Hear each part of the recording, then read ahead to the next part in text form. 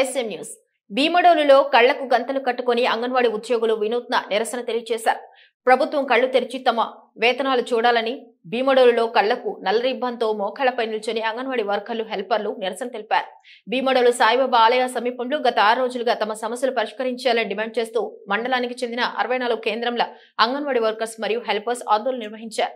ఈ కార్యక్రమంలో అంగన్వాడీ యూనియన్ జిల్లా గౌరవ అధ్యక్షులు విజయలక్ష్మి మరియు చల్లా మణిగారు పాల్గొన్నారు.